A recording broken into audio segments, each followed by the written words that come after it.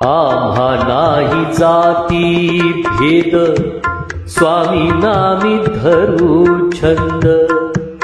अलक निरंजन पंथ, तेथे आमची सर्व जात. आमचा अवधूत बाणा, त्याचा धनी स्वामी राणा. त्रैलोकी लावू झेंडा, स्वामी अवधूत पवाडा. खरी खरी ही फकीरी, स्वामी सूत सांगे थोरी. खरी खरी ही फकीरी, स्वामी सूत सांगे थोरी.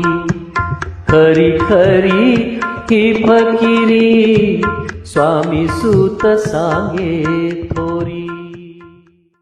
स्वामी समर्थ महाराजांच्या एका अशा भाग्यवंताबद्दल आज आपण बोलणार आहोत की त्यांचं भाग्य वर्णन करणं तसं बघायला माझ्यासारख्या सामान्याचं काम नाहीये. सदोदित मला आपल्या चरणापाशी ठेवा अशी प्रार्थना आपण सगळेच महाराजांकडे करतो. आणि आपण खरे असलो तर महाराज आपल्याला दूर करत सुद्धा नाहीत. पण आज ज्यांच्याबद्दल आपण बोलणार आहोत त्यांना परब्रह्म श्री स्वामी समर्थ महाराजांनी परमोच्च अवस्थेतलं भाग्य बहाल केलेलं. त्यांना अगदी कायमस्वरूपी श्री स्वामी समर्थ महाराजांनी आपल्या चरणापाशी ठेवून घेतलं. श्री स्वामी समर्थ महाराज ज्यांना प्रेमाने आपला नाना म्हणत, माझा नाना म्हणत, हे फकीर कोण आणि या फकीराबद्दल भाष्य आज आपण इथे करणार आहोत. स्वामी कृपेने ही बोलत सेवाणी, नभे माझी करणी बोलवया.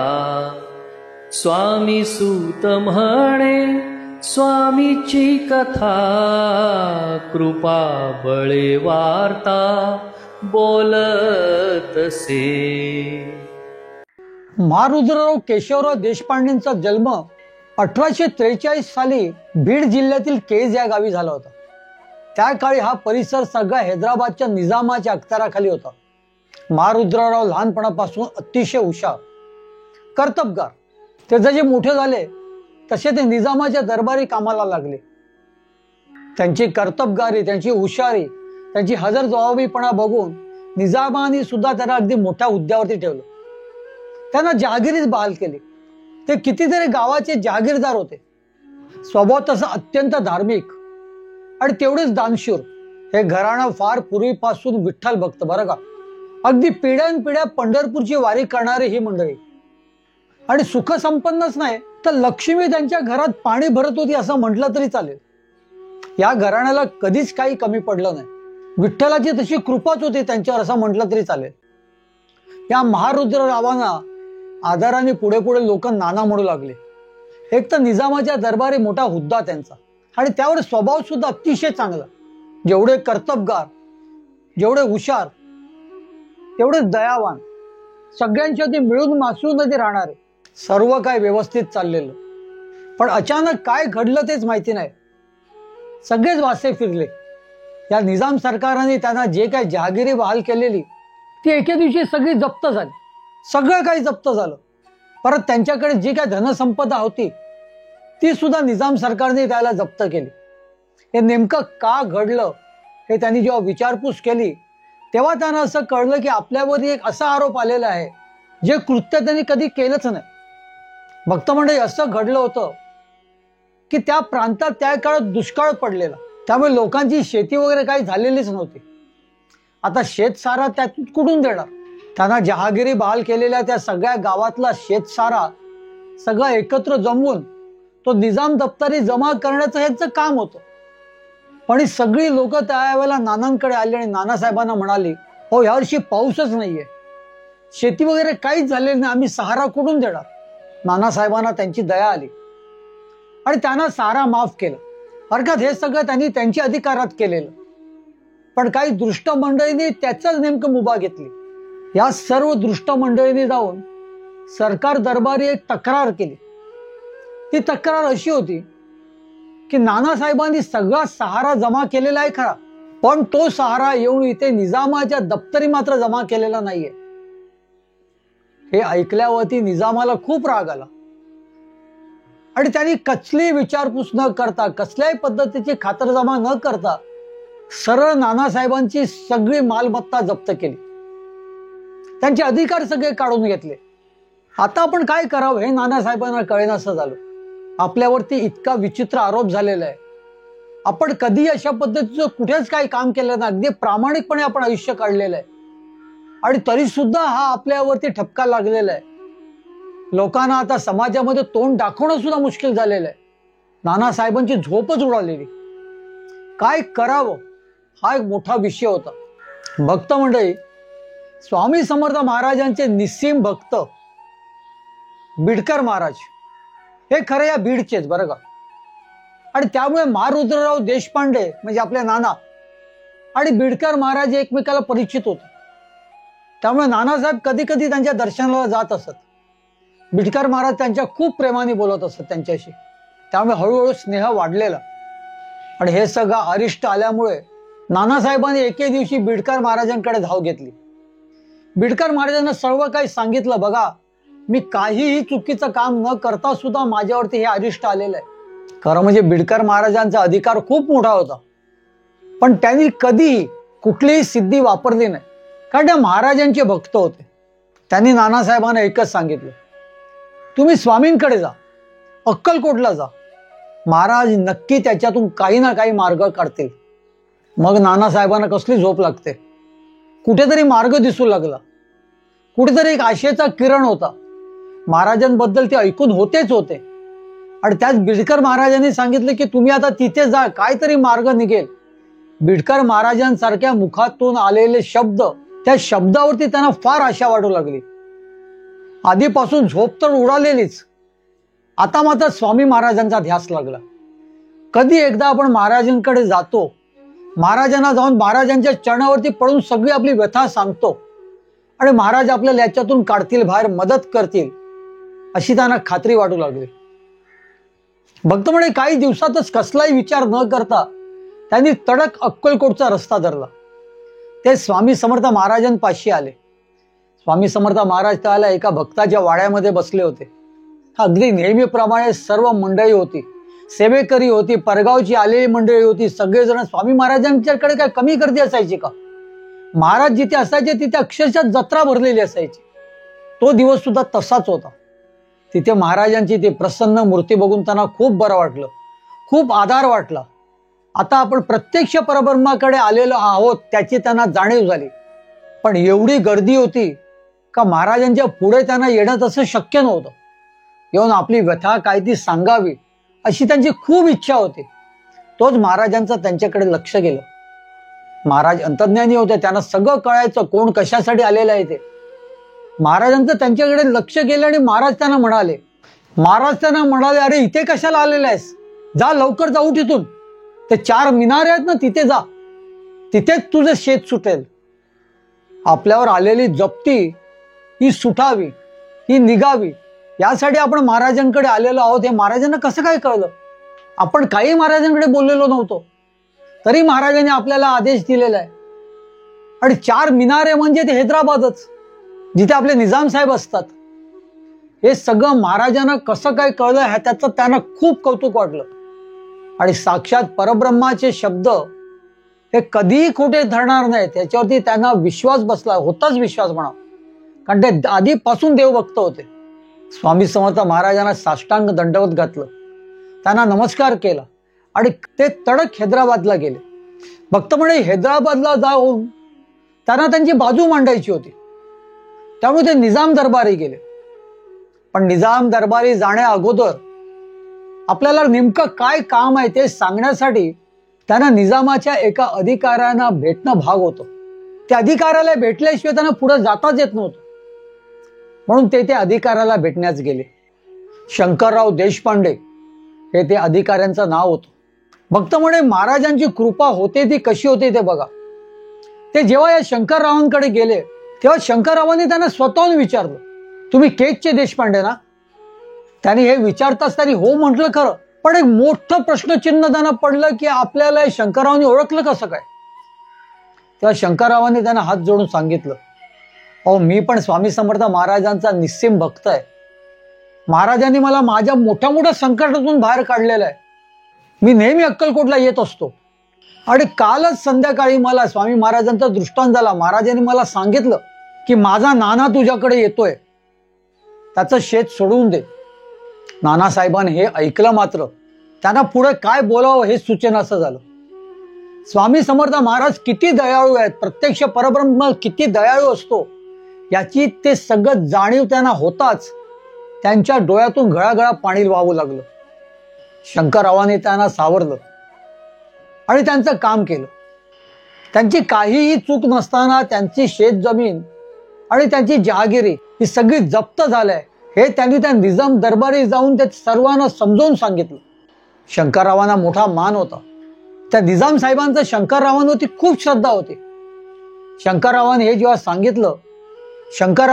सांगितलं तेव्हा त्या निजामाने अगदी ताबडतोब मान्य केलं आणि नानासाहेबांचे सगळे अधिकार त्यांना पुन्हा बहाल केले. त्यांच्या मालमत्तेवरची सगळी जप्ती आहे ती काढून टाकली आणि अगदी मोठ्या मानाने त्यांचा मानपान करून या निजाम दरबारी त्यांना त्यांचे सगळे अधिकार आणि मालमत्ता पुन्हा देण्यात आली. हे शंकरराव कोण माहिती आहे का? हे शंकरराव म्हणजे तेच ज्यांच्याकडून स्वामी समर्थ महाराजांनी एक सुंदर असा मठ बांधून घेतलेला अक्कलकोटमध्ये. अक्कलकोट मधला राजाराय मठ ज्याला आपण म्हणतो तो या शंकररावांनी स्थापन केलेला आहे. त्या मठाबद्दल आपण एक व्हिडिओ केलेलाच आहे, त्याची खाली लिंक मी देतोय. नानासाहेबांनी कधीच चुकीचं काम केलं नव्हतं, त्यामुळे महाराजांनी त्यांना साथ दिली. महाराज त्यांना माझा नाना म्हणत प्रेमाने, इथपर्यंत महाराजांनी त्यांच्यावरती प्रेम केलं.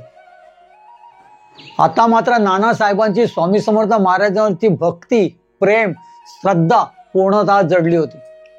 माझे मायबाप श्री स्वामी समर्थ महाराज आहेत, त्यांचं पुन्हा दर्शन घ्यावं असं त्यांना एकसारखं वाटू लागलं.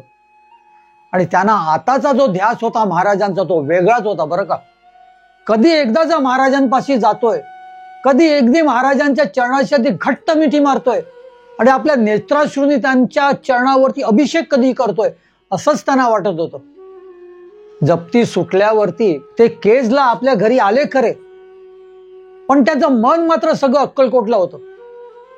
स्वामी समर्थ महाराजांकडे त्यांना लवकरात लवकर जायचं होतं.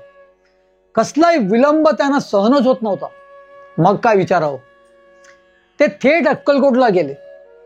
पण ते आपले स्वामी समर्थ महाराज कोणाची परीक्षा घेतली नाही तर ते महाराज कसले. अगदी मागावं आणि मिळावं हे महाराजांकडे कधीच होत नाही. होतं का? आपल्याला सर्वांनाच माहित आहे, कधीही होत नाही. पण देतात ते मात्र छप्पर फाडून देतात. त्याच्यासाठी तुम्हाला त्यांचं व्हावं लागतं. बरं, त्यांचं झाल्यानंतर सुद्धा तुमची परीक्षा ही घेतलीच जाते, अगदी सदोदित घेतली जाते. आणि तसंच काहीसं नानासाहेबांच्या बाबतीत सुद्धा घडलं. ते अक्कलकोटात पोचले, पण त्या क्षणाला स्वामी दर्शनाची आस लागलेल्या नानासाहेबांना ताबडतोब महाराजांचं दर्शन घडलंच नाही. कारण महाराज त्यावेळेला राजवाड्यात जाऊन बसले होते. स्वामी समर्थ महाराज ज्याला राजवाड्यात असायचे त्यावेळेला पुरुषांना मात्र परवानगी नसायची, बाई माणसं तिथे जाऊ शकत असायचे. त्यामुळे नानासाहेबांना काय करावं हेच कळेनासं झालं. आपण अक्कलकोटला महाराजांची दर्शनाची आस घेऊन आलोय खरं, पण महाराज त्या आतमध्ये जाऊन बसला. आता कधी येतील कोणाला विचारलं तर त्याचं उत्तर कोणालाच मिळत नाही. कधी कधी महाराज 2 दिवस आतमध्ये असतात, कधी कधी महाराज राजवाड्यातून यायसाठी आठवडा लावतात. त्यामुळे महाराज राजवाड्यातून बाहेर कधी पडतील आणि आपल्याला कधी महाराजांचं दर्शन घडेल याचा ते अंदाज लावू शकत नव्हते.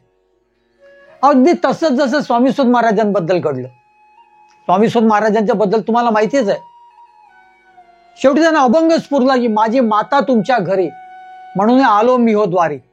नानासाहेबांची सुद्धा तीच अवस्था होती. महाराजांच्या दर्शनाची एवढी आस लागलेली, पायपीट करत ते तिथे अक्कलकोट पर्यंत पोचले खरे, पण महाराजांचं दर्शन काय त्यांच्या नशिबात नव्हतं ताबडतोब. आणि महाराज आता आपल्याला कसे भेटतील, काय करावं हे त्यांना सुचत नव्हतं. भक्त मंडळी त्यांनी असा विचार केला की महाराजांचं दर्शन जोपर्यंत होत नाही तोपर्यंत आपण अन्न पाणी काही घेणार नाही. त्या राजवाड्याच्या समोर नुसता आपण ठया घेऊन बसणार, आपण तिथेच बसणार, उठणार नाही. महाराजांचं आणि त्यांचं एवढं प्रेम होतं, एवढं प्रेम जडलेलं एकमेकांवरती का आता महाराजांवरती त्यांना हक्क वाटू लागलेला, हक्क, प्रेमाचा हक्क. त्यांनी काय करावं? त्यांनी काही खाता न पिता त्या राजवाड्याच्या बाहेर बसून राहिले. 2-3 दिवस ह्याच्यातच गेले. उपाशी तापाशी नानासाहेब तिथेच बसून होते. अखेर दयागन परमेश्वर स्वामी समर्थ महाराजांनी त्या राजवाड्यातील एका शिपायाला बाहेर पाठवलं. त्याला सांगितलं, तो माझा नाना बघ वेड्यासारखा बसलाय तिथे उपाशी तापाशी, त्याला घेऊन ये. तो शिपाई बाहेर पडताच समोर नानासाहेब बसले होते आणि नानासाहेबांची ओळख पटताच शिपायाने त्यांना मोठ्या आदराने मोठ्या मानाने राजवाड्यात घेऊन गेले. महाराजांना पाहताच नानासाहेबांची अवस्था काय झाली असावी त्याची आपल्याला कल्पना सुद्धा करता येत नाही. एक तर महाराजांच्या दर्शनाची आस, महाराजांचं जडलेलं प्रेम, त्यांना असं वाटत होतं की महाराजांच्या चरणाला जाऊन घट्ट मिठी मारूया, पण महाराज जवळ यायला देतील तर. नानासाहेबांना महाराजांचं दर्शन घडतात अगदी डोळ्यातून आनंदाश्रू वाहू लागले. त्यांनी महाराजांपाशी धाव घेतली. तोच महाराजांनी जवळ पडलेला एक भला मोठा धोंडा त्यांच्या अंगावर टाकला. ती खरं म्हणजे महाराजांची कृपा होती, महाराजांचा आशीर्वाद होता. हात वर करून गणपती सारखा महाराजांनी कधीच आशीर्वाद दिला नाही. महाराज हे कलियुगातले गणपती होते खरे, पण गणपतीच्या स्वरूपासारखा आशीर्वाद महाराजांनी कधीच दिला नाही. महाराजांचे आशीर्वाद म्हणजे धपाटे, शिव्या किंवा हाताला लागेल ते समोरच्या माणसावरती हाणणं, असाच काहीसा प्रकार होता. तो भला मोठा धोंडा घेऊन महाराजांनी अगदी रागवलेल्या अभिभावामध्ये नानासाहेबांच्या अंगावरती फेकला. त्याची नानासाहेबांना फारशी इजा झाली नाही, पण तो महाराजांनी फेकलाय म्हणून तो ताबडतोब नानासाहेबांनी उचलला, आपल्या कपाळी लावला आणि आपल्या हृदयाशी कवटाळून ते पुन्हा स्वामी महाराजांकडे येऊ लागले. तोच रौद्र स्वरूप धारण केलेले स्वामी महाराजांनी त्यांना विचारलं, अरे हमको काय को सताता है? तेरा शेत तो तेरे को दिया, फिर भी सताता है? असं म्हणून महाराजांनी आपल्या पायातील जोडे काढून नानासाहेबांच्या अंगावर हाणले. चामड्याचे ते जोडे महाराजांनी नानासाहेबांच्या अंगावरती अशा पद्धतीने आणले का नानासाहेबांना त्याचे किती वेदना झाली असतील याची काय आपण विचार सुद्धा करू शकत नाही. पण प्रत्यक्षात घडलं काय तर नानासाहेबांना खूप आनंद झाला.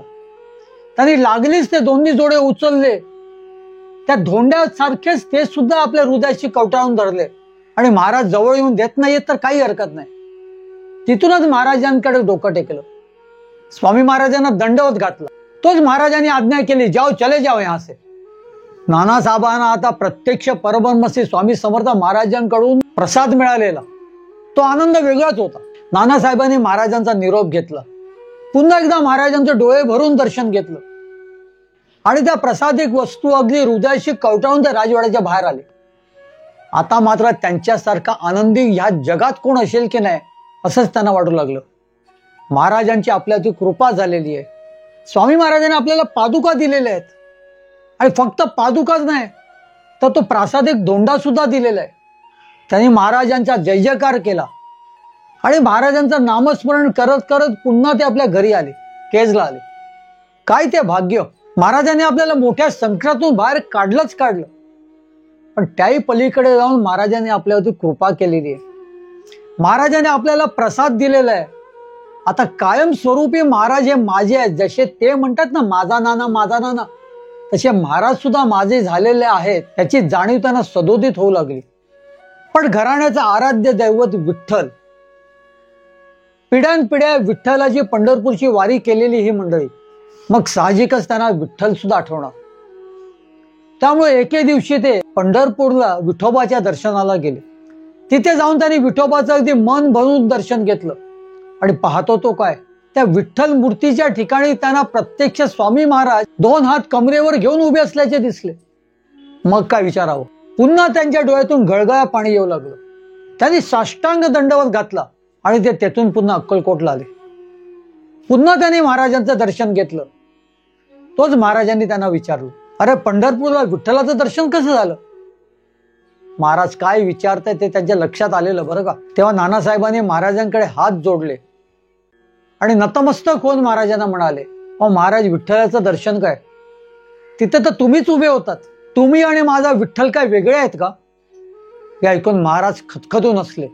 एखादा लहान मुल आनंद झाल्यावर कसं हसतो, मनसोक्तपणे हसतो, तसंच महाराज हसले. महाराजांचं ते हसणं बघून नानासाहेबांना सुद्धा खूप आनंद झाला. त्याने पुन्हा महाराजांना नमस्कार केला. तोच महाराजांनी पुन्हा त्यांना निरोप दिला. जा आता घरी जा. भक्त म्हणे अक्कलकोटा त्याचे स्वतःच्या मनाने लोक त्याला यायचे, पण महाराजांचा निरोप घेऊनच निघायचे. महाराजांचा निरोप जोपर्यंत होत नाही आपल्याला, जोपर्यंत आपल्याला निघण्याचा आदेश होत नाही, तोपर्यंत कोणीही अक्कलकोट सोडत नसत बरं का. आणि अक्कलकोट मधून निघायचंच असेल तर स्वामी महाराजांचा निरोप घेऊनच निघायचे. इथे तर महाराजांनी त्यांना स्वतःहून निरोप दिलेला. महाराजांचं पुन्हा त्याच्या आधी डोळे भरून दर्शन घेतलं आणि ते तेथून निघाले. आता मात्र नानासाहेबांचं आराध्य दैवत हे एकमेव स्वामी महाराज होतं. स्वामी महाराज आणि विठ्ठल वेगळे नाही, त्यात एकच आहेत याच्यावरती त्यांची खात्री पटली होती. त्यामुळे सदोदित स्वामी समर्थ महाराजांचं नामस्मरण, महाराजांनी दिलेल्या त्या पादुकांचं पूजन, त्या धोंड्याचं पूजन आणि वेळात वेळ काढून महाराजांचं दर्शन, प्रत्यक्ष अक्कलकोटला येऊन दर्शन, हे ते सदोदित करत असत. अगदी सदोदित, वरचेवर. एके दिवशी त्यांनी स्वामी समर्थ महाराजांच्या दर्शनाला अक्कलकोटला दत्त जयंतीच्या दिवशी जाण्याचं ठरवलं. स्वामी महाराजांच्या सानिध्यात दत्त जयंतीचा उत्सव खूप जोरात होत असायचा. पण त्या वर्षी अगदी पूर्णतः दुष्काळ पडलेला, पीक आलेलं नव्हतं. त्यामुळे यावर्षी दत्त जयंतीचा सोहळा कसा करायचा हा एक मोठा प्रश्न होता. काही सेवेकऱ्यांनी जाऊन महाराजांना विचारलेलं सुद्धा की महाराज कसा काय करायचा दत्त जयंतीचा सोहळा, दुष्काळामुळे पाणी नाहीये, अन्न नाहीये आणि अजिबात असं हे सगळं धान्याचा इतका तुटवडा असताना एवढी माणसं जेवणार कशी. महाराज हसले आणि म्हणाले काही चिंता करू नका, माझा नाना येतोय. सर्वजण कामाला लागली. महाराजांनी सांगितलं ना चिंता करू नको, मग कसली चिंता करायची. आणि खरोखर भक्त मंडळी नानासाहेब आले ते आलेच, पण त्यांनी त्यांच्या बरोबर भरपूर धान्य घेऊन आले होते, भरपूर मेवा मिठाई घेऊन आले होते. त्या वर्षी दत्त जयंतीचा सोहळा अगदी धूमधडाक्यात साजरा झाला. कसली म्हणून कमी पडली नाही. अगदी धूमधडाक्यात हा दत्त जयंतीचा सोहळा स्वामी सानिध्यामध्ये त्या वर्षी अक्कलकोटामध्ये साजरा झाला बरं का. कारण स्वामी महाराजांनी या नानासाहेबांना बुद्धी दिली होती की तुम्ही अक्कलकोटला सगळं साहित्य घेऊन या, आणि त्यांच्याकडूनही सेवा करून घेतली होती. नानासाहेबांवरती स्वामी महाराजांचं खूप प्रेम होतं. त्यांचा उल्लेख ते नेहमी माझा नाना असंच करायचे. महाराजांना मनसोक्त दर्शन घेऊन नानासाहेब तिथून निघाले आणि घरी येतो तो काय, जमिनीत काहीतरी काम करत असताना त्यांना मोठमोठाले द्रव्याचे हांडे सापडले. स्वामी महाराजांनी त्यांच्यावरती अमाप कृपा केली होती. हे सर्व काही महाराजांच्या कृपेनेच घडतंय याचा त्याला भान होता. हे सगळं मिळाल्यावरती त्यांनी स्वामी महाराजांचे आभार मानले, महाराजांचं स्मरण केलं आणि काही दिवसांनी पुन्हा अक्कलकोटला आले. महाराज त्यांना बघून खूप आनंदी झाले. माझा नाना आला असं सगळ्यांना सांगू लागले. स्वामी महाराजांच्या पुढ्यात नाना बसले होते. तोच महाराज त्यांना म्हणाले, नाना 1000 ब्राह्मण जेवू घाल बरं. नानासाहेबांनी लगेच महाराजांना हात जोडला. जशी आपली इच्छा असेल म्हणाले. आणि स्वामी महाराजांच्या नैवेद्य बनवणारे जे कोण गणपतराव होते त्या गणपतरावांना जाऊन सांगितलं, सगळी तयारी करा, कुठलीही कमी भासून देऊ नका, काय पाहिजे तेवढं सांगा मला, आणि 1000 ब्राह्मणांचा सगळा बेत करा. स्वामी महाराजांच्या आज्ञेनुसार 1000 ब्राह्मणांना आपल्याला जेवू घालायचे. लगेच बेत ठरला. सगळी तयारी करण्यात आली. नाना पक्वान्न करण्यात आली. 1000 ब्राह्मणांना नानासाहेबांनी जेवू घातला महाराजांच्या इच्छेनुसार. सर्वांना भली मोठी दक्षिणा दिली. त्या दिवशी महाराजांची मर्जी भलतीच आनंदात होती. महाराज खूप खुश होते. अशा पद्धतीने महाराजांनी त्या नानासाहेबांकडून मोठ्या सेवा करून घेतल्यात बरं का, मोठ्या सेवा. त्यानंतर नानासाहेबांची भरभराट होत गेली. त्यांना कळत होतं की महाराजांची कृपा आपल्यावरती सदोदित होत आहे. फक्त मिळकतीच्या दृष्टीने त्यांची भरभराट झाली नाही, तर त्यांना सुखशांती सुद्धा अधिक मिळू लागलं. प्रत्यक्ष परब्रह्माच्या छत्रछायेखाली आपण जगतोय याची त्यांना जाणीव होऊ लागली. एके दिवशी त्यांना असं वाटलं की आपण स्वामी महाराजांचा एक मठ स्थापन करूया. पण महाराजांचा मठ स्थापन करणं तसं सोपं नव्हतं. त्यासाठी महाराजांची आज्ञा मागावी लागायचं. महाराजांच्या परवानगीशिवाय आपण कसं काय मठ स्थापन करणार. त्यांनी लागलीच आपल्या 4 मुलांना जवळ बोलवलं आणि नानासाहेबांनी या 4 मुलांना सांगितलं, महाराजांची आपल्यावरती अमाप कृपा आहे, महाराजांच्या छत्रछायेमध्ये आपण जगतोय, आणि खुद्द महाराजांनी दिलेल्या काही आपल्याकडे प्रासादिक वस्तू सुद्धा आहेत.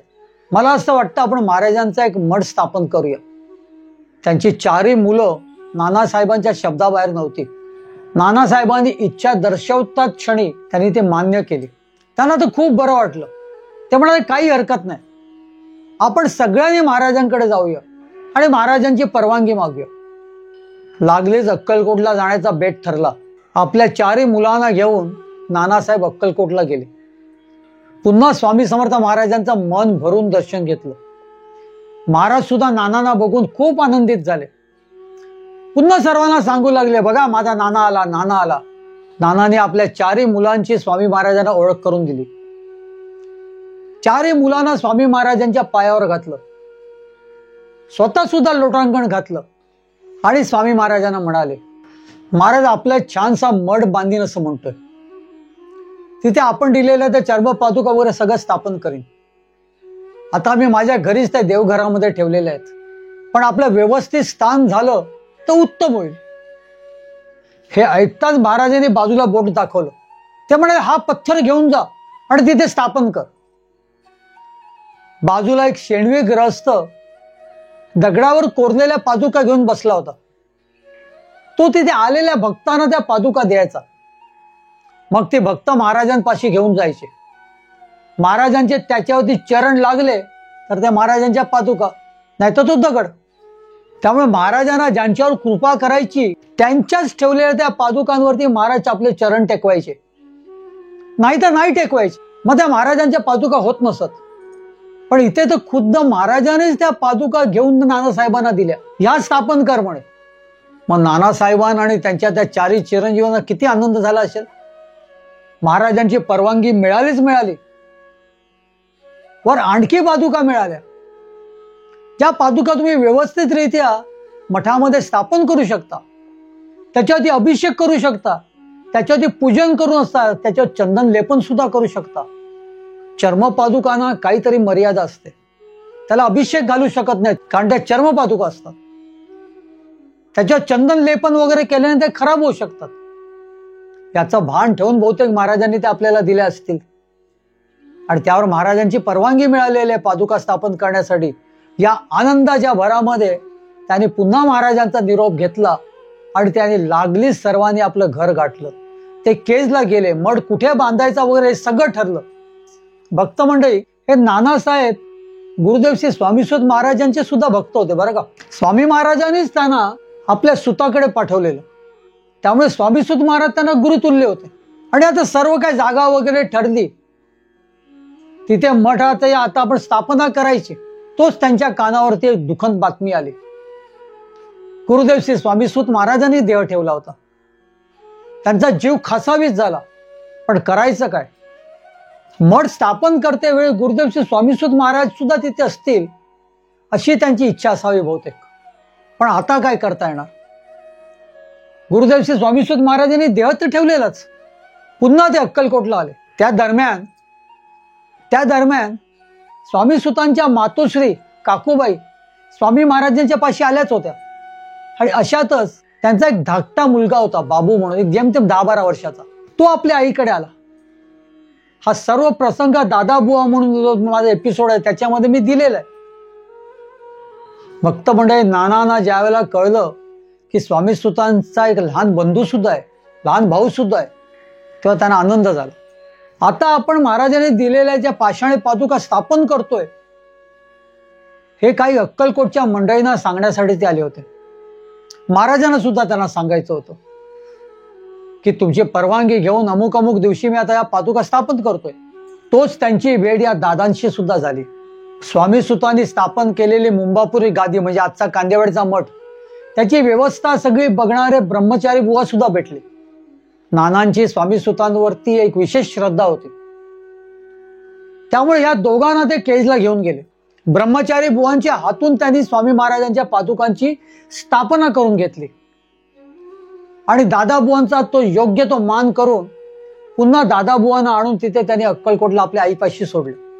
भक्त मंडळी, वैशाख पौर्णिमा शके 1797 म्हणजे तारखेने बघायला गेलं तर 20 मे 1875 केज जिथे नानासाहेबांनी ब्रह्मचारी बुवांच्या हस्ते पादुकांची स्थापना केली, दादांच्या उपस्थितीत केली.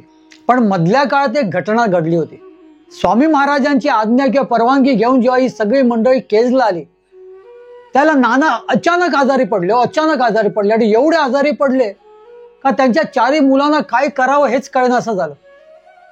अगदी चेत पडले, त्यांना कसली शुद्धच नव्हती. आता ते जणू काय अगदी शेवटचा क्षण मोजतायत असंच सर्वांना वाटू लागलं. आणि तोच नानांचे थोरले चिरंजीव स्वामी महाराजांच्या पाशी धावत धावत आले. आमचे नाना खूप आजारी पडलेले आहेत, काही बोलत नाही, चेत पडलेले, अंग थंड पडते. तो स्वामी महाराज म्हणाले, त्याला काही होत नाही, जा घरी, नको चिंता करूस. ते घरी येताच बघितलं तर नाना व्यवस्थित शुद्धीत आले होते, सर्व काही ठीक होतं. आणि नंतर मग लागलीच त्या पादुकांची स्थापना झाली. एकदा अक्कलकोटात आलेले असताना स्वामी महाराजांना नानासाहेबांनी विचारलं, नाना सगळे आपल्याला दत्त स्वरूप मानतात, ते कसं काय? महाराज हसले, उठले आणि म्हणाले, चल माझ्या बरोबर. एका ठिकाणी जाऊन तिथे महाराज उभे राहिले. तोच महाराजांच्या ठिकाणी नानासाहेबांना दत्ताचं दर्शन झालं. नानासाहेबांना स्वामी महाराजांनी दत्त स्वरूपात सुद्धा दर्शन दिलेलं आहे. नागणसूर म्हणून एक गाव आहे, तिथे बाजूला एका खेड्यामध्ये स्वामी महाराज सगळे आपल्या भक्त मंडळीसह गेले होते.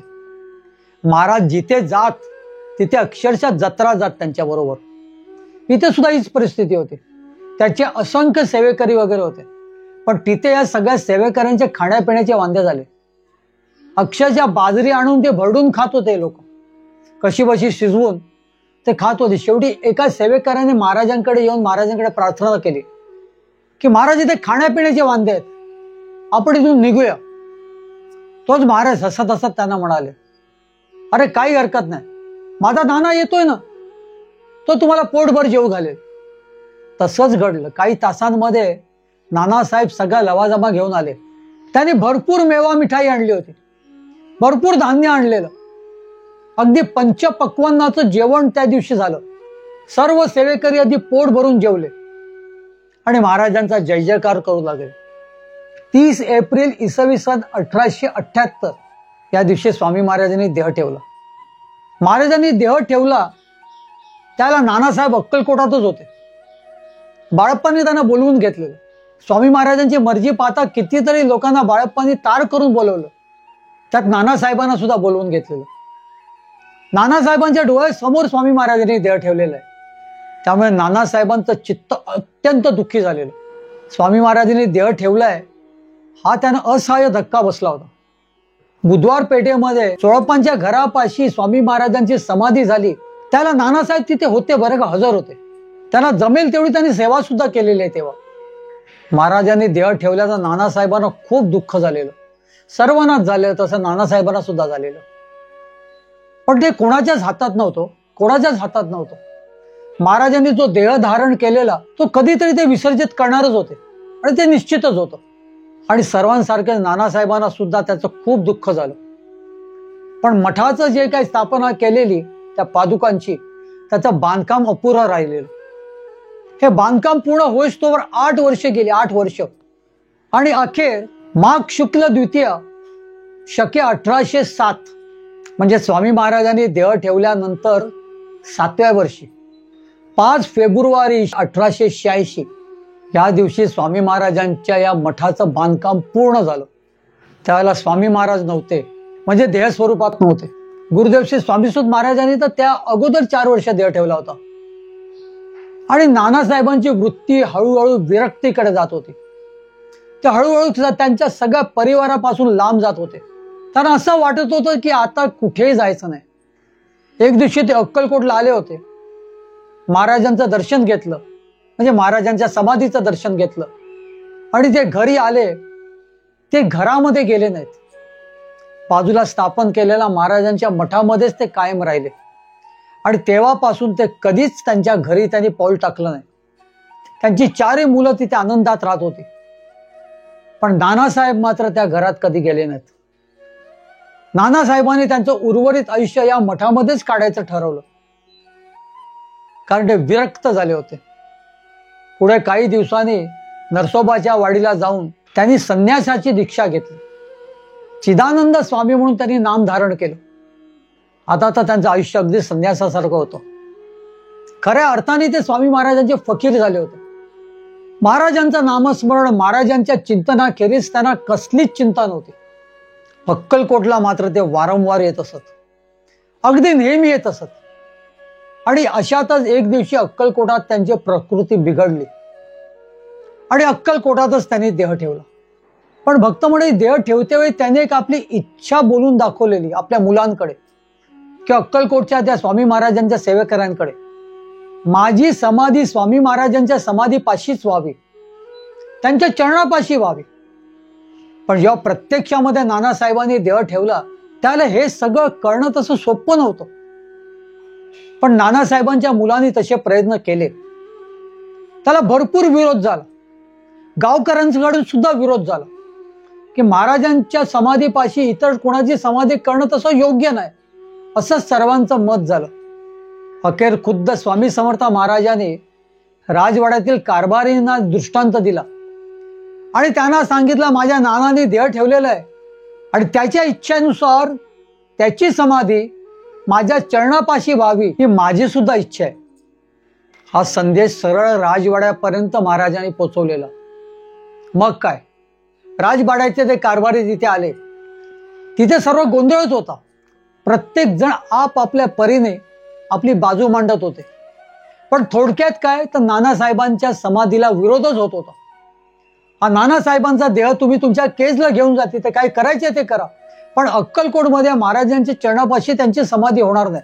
पण राजवाड्यातले कारभारी जेव्हा आले आणि त्यांनी मध्यस्थी केल्यावरती सर्वांची तोंड गप्प झाली. कोणी काही बोलू शकत नव्हतं. त्या कारभाऱ्यांनी सर्वांना सांगितलं की महाराजांचा आदेश आहे, महाराजांनी मला दृष्टांत देऊन सांगितलेलं आहे की माझ्या चरणापाशी माझ्या नानाची समाधी करा. त्यामुळे इथे कोणाचे वाद चालणार नाहीत. नानासाहेबांची समाधी ही स्वामी महाराजांच्या चरणापाशीच होणार. आणि कारभाराने सांगितल्यानुसार महारुद्रराव उर्फ नानासाहेब केचकर म्हणजे चिदानंद स्वामी महाराज, या स्वामी महाराजांच्या लाडक्या नानाची समाधी श्री स्वामी समर्थ महाराजांच्या चरणापाशी झाली. त्याच्यानंतर 1965 साली या नानासाहेबांच्या वंशजांनी त्या समाधीवरती एक दगडी घुंटी बांधली. आज सुद्धा जेव्हा आपण स्वामी समर्थ महाराजांच्या समाधी मठाकडे आपण गेलो का, मठामध्ये आपण प्रवेश करण्या अगोदर जर डाव्या हाताच्या बाजूला जर बघितलं तर स्वामी महाराजांच्या लाडक्या गायीच्या समाधीच्या शेजारीच महारुद्रराव देशपांड्यांची समाधी आहे. या स्वामी महाराजांच्या लाडक्या नाना महाराजांची समाधी आहे. श्री चिदानंद स्वामी महाराजांची समाधी आहे. अक्कलकोटला कधी गेलात तर महाराजांचं दर्शन घ्याच घ्या, महाराजांच्या समाधीचं दर्शन घ्या, पण नाना महाराजांच्या समाधीचं दर्शन घ्यायला सुद्धा विसरू नका. बाजूला असलेल्या स्वामी महाराजांच्या लाडक्या गायीचं सुद्धा दर्शन घ्यायला विसरू नका. महाराजांच्या समाधीच्या बाहेर, महाराजांच्या अगदी चरणापाशी या 2 समाधी आहेत. नक्की बघा, नक्की दर्शन घ्या, नानासाहेबांचं स्मरण करा, त्यांच्यावरती घडलेल्या महाराजांच्या कृपेचं स्मरण करा. आपण तर नेहमी म्हणतो महाराज तुमच्या चरणापाशी मला कायम ठेवा, आणि आपण खरे असू तर महाराज आपलं रक्षण करतात, आयुष्यभर आपल्याला महाराज सांभाळतात. पण नानासाहेबांचं भाग्य मात्र वेगळंच होतं. त्यांना श्री स्वामी महाराजांनी परमोच्च भाग्य बहाल केलेलं, त्यामुळे त्यांची समाधी स्वामी महाराजांच्या चरणापाशी घडलेली आहे. आज भक्त मंडळी, या स्वामी समर्थ महाराजांच्या लाडक्या नानांनी किंवा चिदानंद स्वामी महाराजांनी जो काय मठ स्थापन केलेला आहे केजला, त्या मठाला आता 150 वर्ष पूर्ण झालेली आहे. आणि त्या सोहळ्याचं मला आमंत्रण आहे. मी जातोय, मी चाललेलो आहे. जमल्यास या मठाचं सगळं शूटिंग करून त्याची माहिती सुद्धा आम्ही तुमच्यापर्यंत पोहोचवण्याचा प्रयत्न करू. नानासाहेबांचे आजचे जे वंशज आहेत भाऊसाहेब देशपांडे, ते सुद्धा अतिशय प्रेमळ आहेत. पण या घाई गडबडीत ते आपल्याला किती वेळ देऊ शकतील याची मला कल्पना नाही. जमल्यास नक्की, अगदी 100% त्या मठाचा तो शतकोत्तर सुवर्ण सोहळा मी तुमच्यापर्यंत पोहोचवण्याचा प्रयत्न करेन. तोवर भक्त मंडळी श्री स्वामी समर्थ महाराजांचं स्मरण करूया. स्वामी महाराजांच्या या कृपांकित फकीराचं सुद्धा स्मरण करूया आणि हात पसरून महाराजांकडे पसायदान मागूया. श्री स्वामी समर्थ. स्वामी समर्थ. स्वामी समर्थ. स्वामी देई हेची दान नित्य चरणाचे दर्शन, चरणाचे दर्शन, नित्य चरणाचे दर्शन. मज नको धन दारा तुझ्या चरणी द्यावा थारा, चरणी द्यावा थारा, तुझ्या चरणी द्यावा थारा. मज ठेवावे भिकारी सुखे करीन चाकरी, सुखे करीन चाकरी. तुझे नाम माझी जोड मुखी राहो तेची गोड, राहो तेची गोड, मुखी राहो तेची गोड. स्वामी देई हेची दान नित्य चरणाचे दर्शन, चरणाचे दर्शन, नित्य चरणाचे दर्शन. तुझ्या चरणी माझा माथा ऐसे करी दीनानाथा, ऐसे करी दीनानाथा. तुझ्या नामी लागो छंद मज द्यावे दास पद, द्यावे दास पद, मज द्यावे दास पद. स्वामी देई हेची दान नित्य चरणाचे दर्शन, चरणांचे दर्शन, नित्य चरणांचे दर्शन. सुत मागे हेची दान, सुत मागे हेची दान. तुझ्या चरणी होऊलीन, तुझ्या चरणी होऊलीन. स्वामी देई हेची दान नित्य चरणांचे दर्शन, चरणांचे दर्शन, नित्य चरणांचे दर्शन. मज नको धन दारा तुझ्या चरणी द्यावा थारा, चरणी द्यावा थारा, तुझ्या चरणी द्यावा थारा. स्वामी देई हेची दान नित्य चरणांचे दर्शन, चरणांचे दर्शन, नित्य चरणांचे दर्शन. स्वामी देई हेची दान, स्वामी देई हेची दान, स्वामी देई हेची दान.